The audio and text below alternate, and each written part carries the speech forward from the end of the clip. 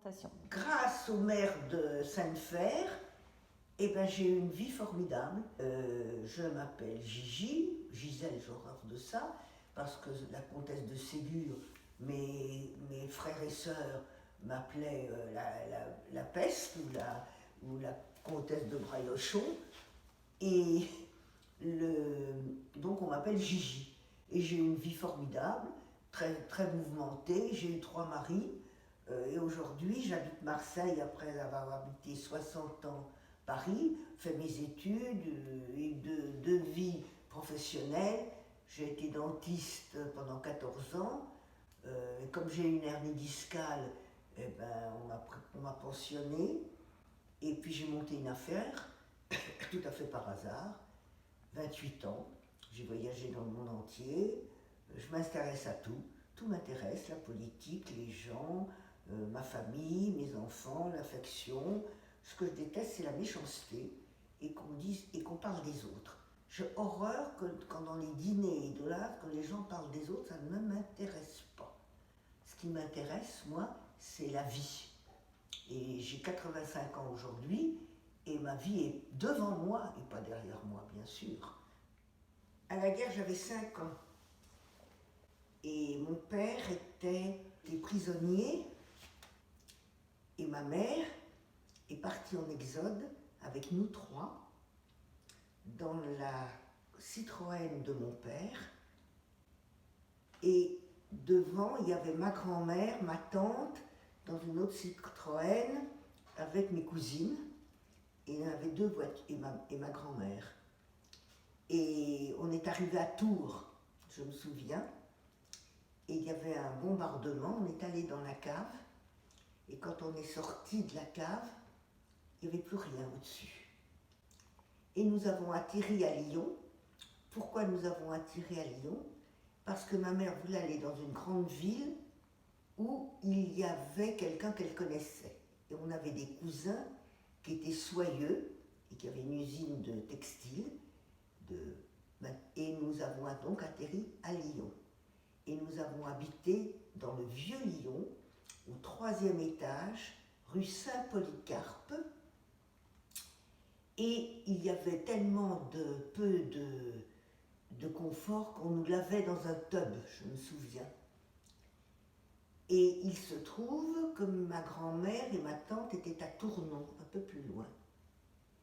Et quand la zone libre a été envahie, en 1942, moi, je ne m'en souvenais pas, je n'ai pas tout souvenir de tout ceci.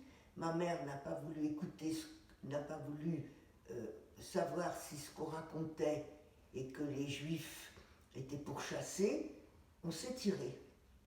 Où est-ce qu'on est allé? On est allé dans la Creuse.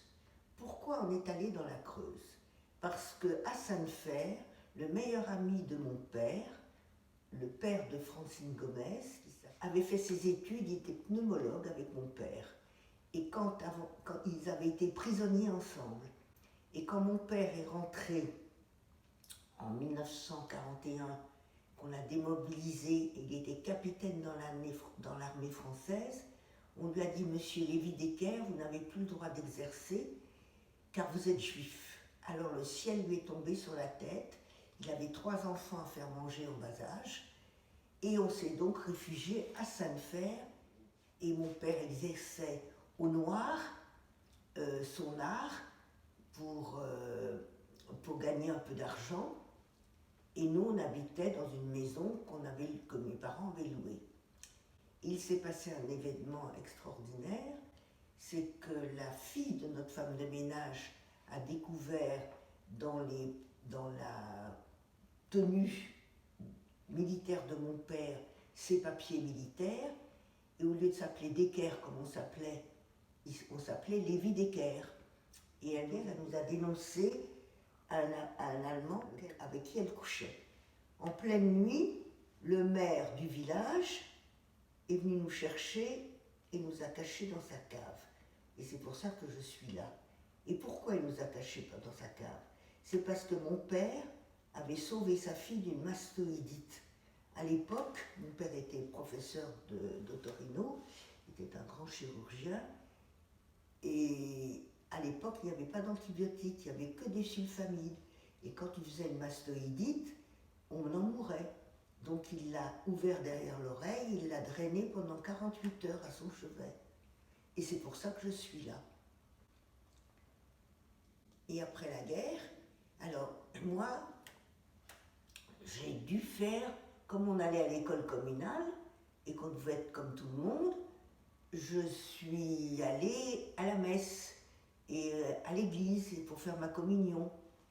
Et quand j'ai vu le Christ complètement sanguinolent une première fois, et je suis sortie en courant de l'église.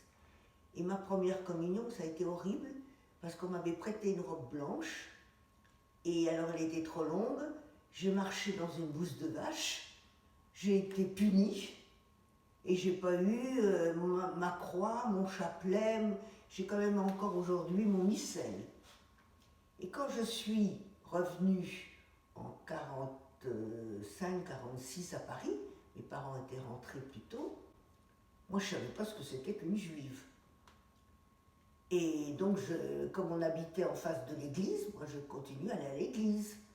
Et puis j'ai eu tout d'un coup envie de savoir ce que c'était une juive.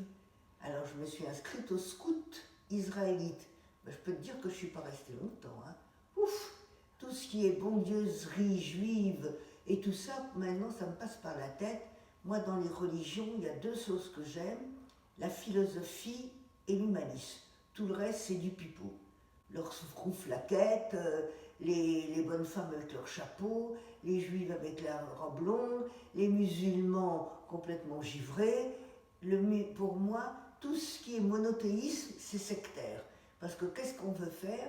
On veut faire imposer à l'autre sa façon de penser. Pourquoi? Parce que le monothéisme, on ne peut pas croire qu'il y ait un seul Dieu. Moi, c'est la philosophie. Et pourquoi il y a toutes ces religions? C'est pour que les gens aient un espoir de vivre. Car quand les gens étaient tellement malheureux, mais personne ne m'a dit aujourd'hui d'où je viens, où je vais. Donc moi, c'est carpe diem, je verrai bien ce qui se passe après moi. Tant mieux. Et je fais le maximum pour être correct pendant ma vie. Point barre. Ça te va? On a eu juste la descente de là, quand le maire est venu nous chercher. Ouais. Sinon, on a vraiment été dans deux patelins, hein, Saint-Genoux et Sainte-Fer, où on a été où il y a eu des justes, personne ne nous a dénoncés. Ça, c'était la fille de la femme de ménage qui était un peu gogole et qui nous a dénoncés, c'est pas la femme de ménage. Les gens savaient très bien qu'on était juifs, hein, qu'on était des petits Parisiens par rapport. Bon, le curé, il le savait. Hein, il nous a traités pour faire ma première communion, ma soeur et mon frère. On fait aussi leur première communion. Mais tu penses bien que pour apprendre le catéchisme, hein, mais moi je peux te réciter aujourd'hui notre Père et Marie. Hein. Et vous étiez les seuls juifs ou il y en avait non, plus? Ou il y en avait plein? On était les seuls juifs. Ah, vous étiez les seuls juifs. On était les seuls juifs. Mais tu sais, moi, j'ai jamais su ce que c'était qu'une juive jusqu'à ce que je rentre à Paris. C'est incroyable. Moi, j'étais une petite catholique, hein, bouseuse. Je m'essuyais. C'est incroyable quand on pense comment étaient les Wawa. Ouais. C'est quoi le tube? Tu dis le tube, on se lavait dans Le tub. tub. C'est une grande bassine en... Tu regarderas sur internet, une grande bassine en comment ça s'appelle? En fonte? Gris, oui, en fonte, enfin en gris, comme ça, comme des casseroles, hein, sur lequel on te verse de l'eau chaude pour te laver. Qui est grande comme... c'est grand comme... C'est grand. Ouais, c'est la bassine. C'est une grande bassine de 150 mètres. Et pourquoi on appelle ça le tube? Le tub. Ben, ça s'appelait un tub. Il y a eu très peu de déportés. Très peu. Et quand ma grand-mère est morte, quand il a vu que toute sa famille et ce qui s'était passé, quand ma famille était pratiquement entière, il était très généreux, il faisait ses comptes, il dépensait, il marquait tout ce qu'il dépensait pour lui, il donnait autant à ses enfants, petits-enfants, à tous nos anniversaires, on avait une lettre en prose que j'ai toujours avec un chèque, et le reste, le tiers aux œuvres, quelles qu'elles soient, la Croix-Rouge, les Bonnes Sœurs, les Juifs, etc. Parce que justement, on s'est aperçu, on ne pouvait pas penser les horreurs qui s'étaient passées, parce que c'était impensable. Aujourd'hui, avec Internet et puis les réseaux sociaux, il n'y aurait jamais eu Hitler, ça ne serait jamais passé comme ça. Mais la non-communication de l'époque, c'était peut-être en Pologne, ils le savaient, mais en France, on ignorait. Par contre, ma mère, après la guerre, elle s'est occupée de l'OSE, l'œuvre au secours des enfants, c'est-à-dire qu'elle allait sur le quai, je crois que c'était à Austerlitz, elle voyait les déportés qui arrivaient, et l'OSE, c'était une œuvre qui récupérait les enfants de 15-16 ans, parce que les autres avaient tous été décimés, et qui les mettait dans un château, et les requinquait, leur faisait faire des études. Et comme ça, on a eu une sœur adoptive, parce que ma mère a retrouvé une fille qui s'appelait Nadine Eftler, qui avait été déportée avec sa mère et sa grand-mère, et son père, qui était toute seule et qui est revenue. Et pourquoi elle a survécu? Elle avait 15 ans, mais comme elle était très grande, elle était en classe avec ma sœur à Lyon, et comme elle était très grande, elle s'est fait passer pour 18 ans. Et une capo a eu un peu pitié d'elle et lui a donné un sucre par jour. Et quand elle est revenue, ma mère s'est occupée entièrement. Malheureusement, elle avait une tante qui était sa tutelle, sa tutrice, qui était la sœur de son père, et qui lui a volé le peu d'argent qu'elle avait. Elle lui faisait payer quand elle lui faisait apporter son plateau au lit. Et ma mère, qui était une femme de caractère, lui a fait passer son bachot dans une session spéciale qu'il y avait pour les déportés. Et elle a fait sa médecine grâce à ma mère. Mais c'était une fille qui portait la poisse. On lui offrait un vélo, mes parents lui offraient un vélo pour son anniversaire, on lui volait un appareil de photo, elle l'oubliait dans le train, etc. etc. Ça, toute sa vie, elle est toujours tordue. Les hommes qu'elle a eus, on les appelait les tordus. Sauf le dernier, qu'elle a eu pendant des années, mais qui était un garçon très spécial, ils ne vivaient pas ensemble. Et aujourd'hui, elle est morte il y a 4-5 ans, pas plus. Mon frère s'en est beaucoup occupé, Nadine. Tout ça, ce sont des souvenirs d'enfance. Et je dois dire que moi, j'ai eu des parents formidables qui nous ont aimés, avec un frère et une sœur, avec leurs qualités et leurs défauts. Voilà. Et à l'époque, on louait les appartements, on n'achetait pas. Ah, c'était loué. Toujours. Ouais. L'époque, on a commencé à vendre des appartements, les gens ne louaient les appartements. Personne n'achetait à Paris. Hein.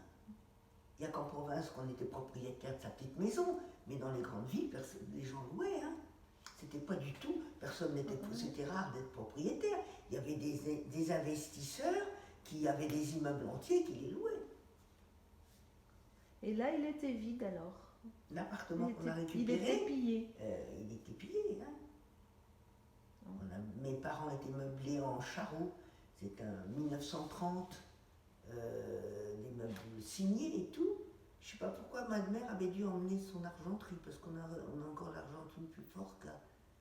Ma mère était une femme très en avance, elle avait fait des études, elle avait fait Sciences Po, mais à cette époque-là, on ne travaillait pas, c'était l'arme de mon père, elle faisait. Mon père il exerçait à 3 endroits différents, à l'hôpital, à sa clinique et à la maison. Et à la maison, c'est ma mère qui répondait au téléphone, qui prenait les rendez-vous et qui faisait les instruments, qui stérilisait les instruments. Et moi, je me rappelle que, bien sûr, il n'y avait pas de cantine. Donc on mangeait, on était servis, on mangeait midi et soir à la maison. Et alors, il n'y avait qu'une ligne de téléphone. Et on avait le téléphone sur la table. Et mon père se faisait appeler à l'heure du déjeuner, puisqu'il y travaillait. Bon. Et alors, quand le téléphone sonnait à table, il répondait. Et nous, les sales enfants, on disait « Donne-lui un lavement, donne-lui un lavement !» Alors mon père mettait sa main sur le micro et faisait « Les sales gosses, je ne suis pas là pour perdre de l'argent. » Mais c'est extraordinaire. Alors, je me souviens qu'on n'avait jamais le droit de téléphoner parce qu'il n'y avait que cette ligne médicale et qu'on n'avait pas le droit de l'emprunter parce que si les clients téléphonaient, c'était prioritaire. Et ma mère, qui téléphonait à ses copines, se faisait engueuler par mon père parce que s'il la surprenait, c'était des scènes incroyables. Et quand on a eu notre deuxième ligne de téléphone, grâce à ce que mon père était médecin, ça a été pour nous exceptionnel. Et quand je pense aujourd'hui aux lignes de téléphone, qu'on est là à vous donner 3 téléphones par ménage, c'est impensable. Et c'est ça qui vous a sauvé d'être médecin. Il en faut, hein, il en faut de tout temps. Ouais. C'est pour non, ça mais que c'est vous l'histoire avez du fait- téléphone, c'est Oui, impensable. bah oui, je sais bien. Impensable. Je vais raconter une anecdote aussi. Comme tous les juifs, après la guerre, mes parents avaient un petit... Il y a 2 choses. Quand on est parti en Exode, je me souviens que derrière, on était les 3 enfants, et moi je devais m'occuper d'un tout petit sac Bordeaux avec des poignées de cuir, qui étaient lourds. Et après la guerre, j'ai su que c'était parce qu'il y avait 2 lingots d'or. Et c'est, à mon avis, c'est avec ça qu'on a survécu pendant longtemps. T'as pas parlé de tes frères et sœurs. Dans la fratrie, tu es placée où? Je suis la dernière. Alors ma soeur, mais ça je Vous n'avez pas été séparés? Vous êtes non, toujours restés non, ensemble? on a été séparés qu'après la guerre, enfin que les derniers temps. Alors ce que je me souviens aussi, c'est une anecdote incroyable. Mon père avait la peau très blanche, donc on n'avait pas le droit d'aller sur la côte d'Azur. Donc on allait en Bretagne ou à la montagne en vacances. Et quand on est allé une année, je ne me souviens plus quelle année, tout après la guerre, on est allé à Megève, je crois, et on est passé par la Suisse. Et là, on a acheté des chaussures de ski. Et alors, on était toujours dans cette traction Citroën, les 3 derrière. Et alors, on avait nos chaussures de ski aux pieds en plein été. Et mon père, on les mettait sous le siège avant. Et on avait, à la douane, il avait une trouille monstre. Donc, on avait de s'engueuler, de se disputer quand on a passé la douane avec nos chaussures de ski aux pieds. Donc, mon frère, ma soeur et moi, à l'arrière, quand on passait la douane, on a commencé à hurler, à se tirer les cheveux. C'était incroyable. Donc, le douanier, voyant 3 horribles enfants se disputant, on a passé nos chaussures de ski comme ça à la douane. C'est marrant, hein? Mais ça, c'était quand? Quelle année? Ça devait être en 47, 48. Ça, c'était après. Comme toi, tu étais la dernière, tu te souviens de vos relations? Oh là là, ils m'ont martyrisée. Quand vous étiez... non, mais quand vous étiez pendant la guerre, on reste dans cette période. Ben alors, pendant la guerre, ma sœur, pendant l'exode, je vous donne un exemple, ma sœur était pas prêteuse. Elle chipait tout, mais elle n'était pas prêteuse. Et elle avait un baigneur qui s'appelait Claude, une poupée. Et moi, je rêvais de ce baigneur. Pour moi, elle le trimballait partout. Ma grand-mère tricotait des petits vêtements. Enfin, cette poupée Claude, c'était... Et alors, un jour, je lui ai pris sa poupée de Claude. Mon Dieu, qu'est-ce que j'ai pas fait? Elle m'a tiré les cheveux. Et ça a été épouvantable. Et c'est drôle, cette poupée Claude, je rêvais d'un baigneur. Et j'ai jamais pu avoir un baigneur, parce que ça n'existait plus. Il n'y avait pas de poupée pendant la guerre. Et une autre chose qui était épouvantable, c'est que moi j'avais les cheveux très frisés et une tignasse, on m'appelait ça la tignasse. Et tous les matins, on me peignait avec, je ne sais pas quelle graisse on me mettait, et on me roulait des anglaises sur le bâton de mon cerceau. Et quand j'arrivais à l'école, on me tirait mes anglaises et on m'appelait Pie de Vache. Et alors, comme j'étais la dernière, ouais. j'étais cafardeuse. C'est-à-dire que mon frère et ma sœur se liguaient toujours contre moi, parce que j'étais un peu gringalette, et que ma mère s'occupait que de moi souvent pour me faire manger. Mange, elle me disait, parce que moi j'étais un peu anorexique, mange, mange. Et alors ça mettait ma sœur qui était boulimique par contre, elle la mettait en folle de rage. Et alors, moi, je me souviens, quand on me donnait un livre, mon frère arrachait la page et mettait Philippe Decker, et comme ça il me disait prouve que c'est à toi. Et alors moi j'étais rapporteuse, parce que moi seule défense c'était de me rapporter à ma mère. Alors dès que mes parents étaient sortis, ils étaient là dans ma chambre, rapporteuse de Saint-Michel, ta chemise n'est pas belle, et ils me faisaient pleurer. Et c'était toujours, ils me prenaient, j'avais jamais le droit de prendre quoi que ce soit à eux, mais moi, dès qu'on me donnait quelque chose, et dès que mes parents avaient tourné le dos, ils me le prenaient pour me former le caractère, comme ils disaient. Parce que j'étais trop gâtée. C'est bon. Ben, c'est là que j'ai vu ma première quéquette à Lyon. Parce qu'on était au parc de la Tête d'Or, et puis il y avait des bons hommes qui ouvraient leur manteau et puis qui nous montraient leur quéquette. Et c'était comme un petit haricot tout flageolant. Et ma mère disait « Je t'interdis de regarder !» Je me souviens, à Lyon, ma mère qui en est morte d'ailleurs, qui a toujours eu des pneumonies et qui a caché ses poumons, prenait son vélo, allait sur les monts du Lyonnais avec nos tickets de rationnement, de cigarettes, de vin ou je ne sais quoi, qu'elle échangeait contre des poulets, des œufs, et c'est comme ça qu'à Lyon, on pouvait manger. Et elle en est morte parce qu'elle partait à 4h du matin, elle attrapait froid. Elle revenait, elle ne se soignait pas, et voilà. Là, vous étiez à Lyon, là. Là, on était à Lyon. C'était quelle année? On était à Lyon de 41 et 42. 40, la moitié de 40 quand on a fait l'exode, plus quand la zone libre a été occupée. Là, ma mère s'est tirée, elle n'a pas voulu entendre si c'était vrai ce qu'on racontait. Elle était maligne. Alors que les parents de Nadine Efcler, elle lui a dit partez. Et ils n'ont pas voulu partir à cause de la grand-mère qui était malade. Et du coup, ils ont été dénoncés par l'infirmière qui soignait la grand-mère, et ils sont tous partis en déportation à Auschwitz.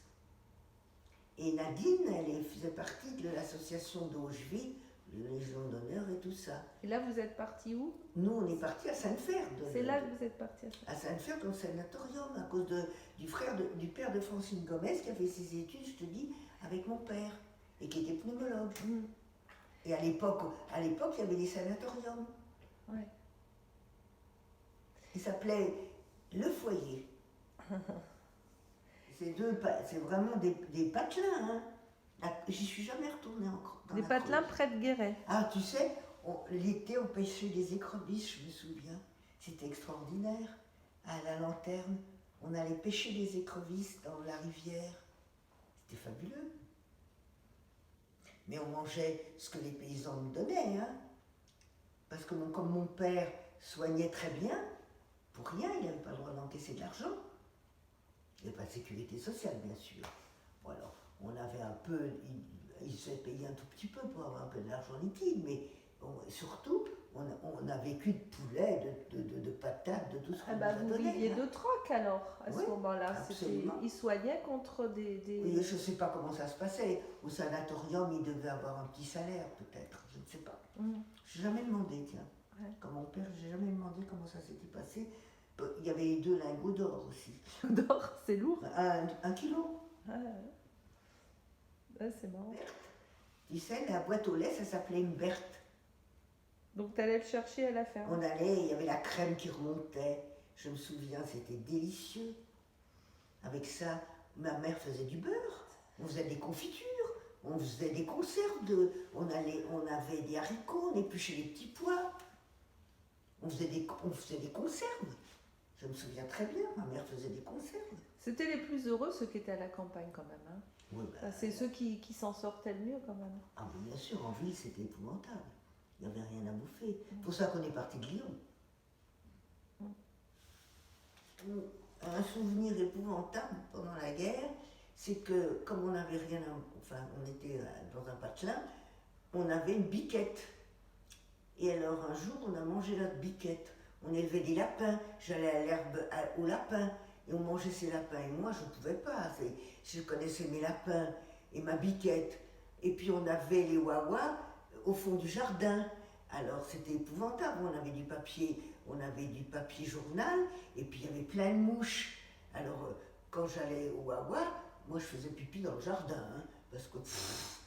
Et c'est des souvenirs incroyables, parce que aujourd'hui on ne se rend pas compte, avec la qualité des salles de bain et des habitations, ce que c'était dans le temps. Quand je pense qu'on nous lavait dans un tub à Lyon, et que il n'y avait pas pratiquement de teinturerie. Et le lundi, on faisait la lessive. Et comment on faisait la lessive? On mettait du bleu, je me souviens, pour désinfecter. Aujourd'hui, on a des machines. Et je me souviens qu'après la guerre, on avait une fille qui s'appelait, chez nous, qui s'appelait Solange. Puis comme elle était très belle, elle s'est fait enlever par un dentiste, elle est partie aux États-Unis. Puis elle est revenue nous voir, et puis quand elle a dit, vu qu'on n'avait pas de machine à laver la vaisselle, pas de machine à laver, elle a dit, mais c'est pas possible. Ça, peut-être 10 ans après la guerre. L'évolution, ma mère racontait toujours, dans la cuisine, à Paris, on avait un frigidaire avec une boule, et on faisait sécher les torchons sur la boule. Et ma mère racontait toujours que quand mon père avait acheté le frigidaire, elle lui disait qu'elle n'en avait absolument pas besoin. Pourquoi? Parce qu'on lui livrait la glace, qu'elle avait un garde-manger, elle se demandait ce qu'elle allait faire de son frigidaire. La même chose, après la guerre, mon père, il adorait faire des affaires. Alors il allait au surplus américain. Alors chez nous, à Muret-Mont-Poincaré, on a retrouvé dans le haut des placards peut-être 70 briquets, des surplus américains. Alors ma mère, elle appelait ça les locomotives. Elle disait à mon père, s'ils vendaient des locomotives, tu nous ramènerais des locomotives. C'est drôle, quand les gens ont eu tellement de privations pendant 5 ans, qu'ils ont le besoin d'accumuler. Alors d'une part, mon père, il adorait accumuler que des choses qui servaient à rien. Par contre, mon père, il avait une collection de timbres incroyable. Et ma mère racontait toujours que c'était sa fiancée, plate, collante et silencieuse. Et alors mon père, qui était un peu radin, très, très généreux mais un peu radin, on avait le droit de coller les timbres, de les remettre sur les albums. Et puis il nous donnait toujours 1 ou 2 timbres. Évidemment, lui gardait des timbres qui valaient cher et nous, ça ne valait pas un clou. Mais alors les timbres de mon père, quand même, il faisait les tournées des mairies et ramassait les vieilles lettres et il décollait les vieux timbres. Et finalement, il avait une très très belle collection, ce qui a fait vivre ma mère après la mort de mon père pendant 20 ans. Ah ouais, bien. Aujourd'hui, ce que je remarque, c'est le gâchis. Maintenant, on commence à tourner une page sur la surconsommation. Mais moi, après la guerre, chez mes parents, on n'avait jamais le droit de commencer un fromage si on n'avait pas continué. Et on ne pouvait pas, on sortait de table si on ne se terminait pas notre assiette. Et quand on est allé la première fois à la montagne, je me souviens à Val d'Isère, mes parents disaient on laisse de la viande dans les assiettes. Pour nous, c'était extraordinaire. Et aujourd'hui, quand on voit le gâchis qu'il y a partout, moi j'ai élevé mes enfants à savoir qu'on n'a pas le droit d'acheter un jean si notre premier jean est usé.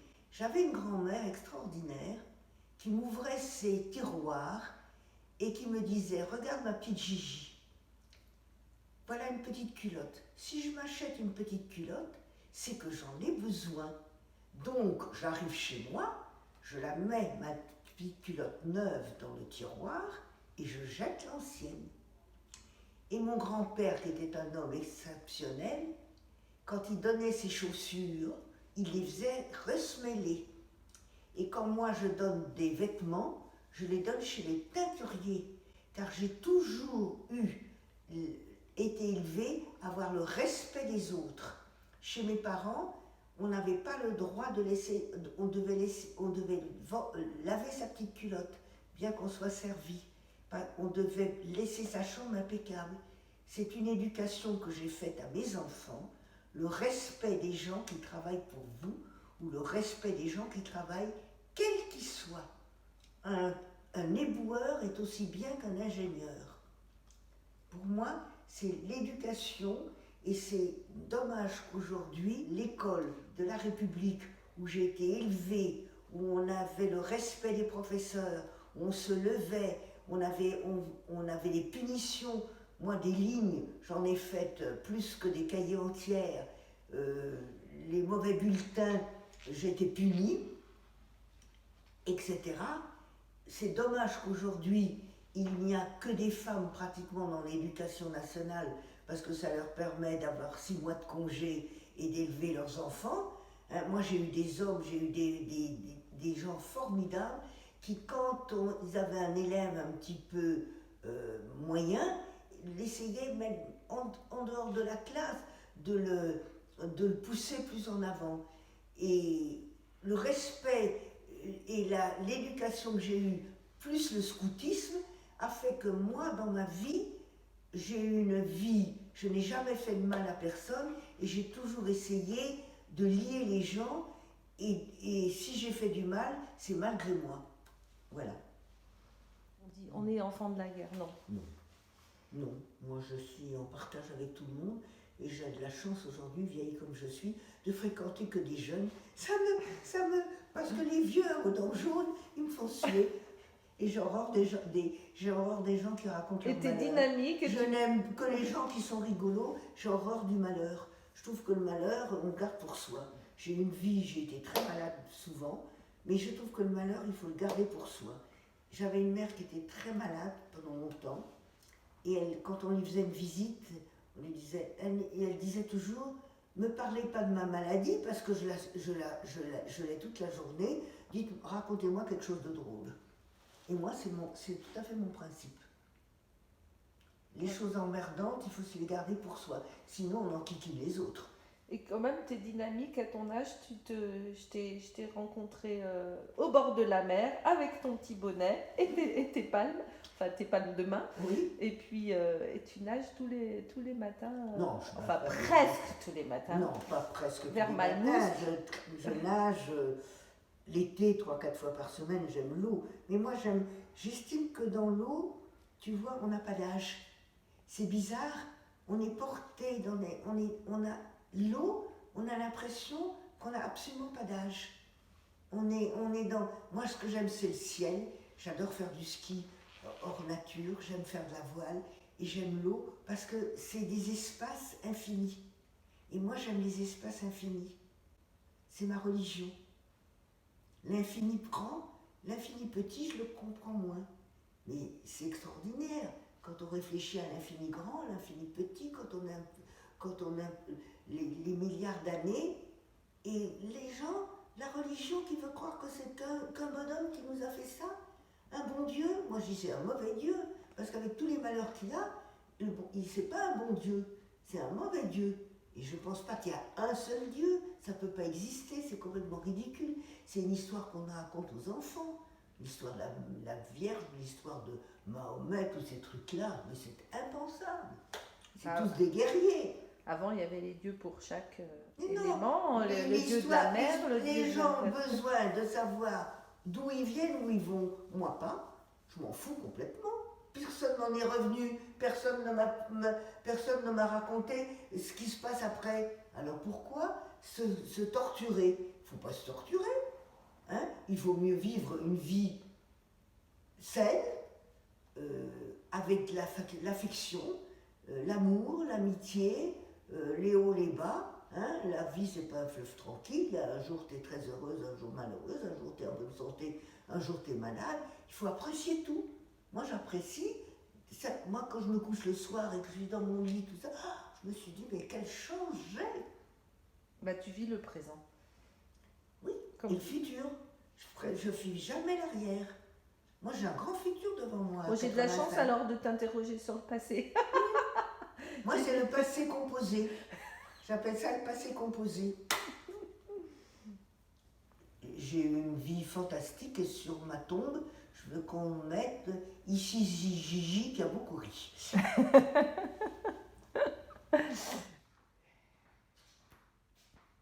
Et tu aimes l'art?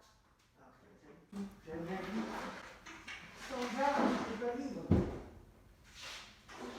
Comment tu peux vivre sans art? L'art, c'est la création, l'art. Grâce aux mères de Sainte-Fère, eh ben, j'ai eu une vie formidable.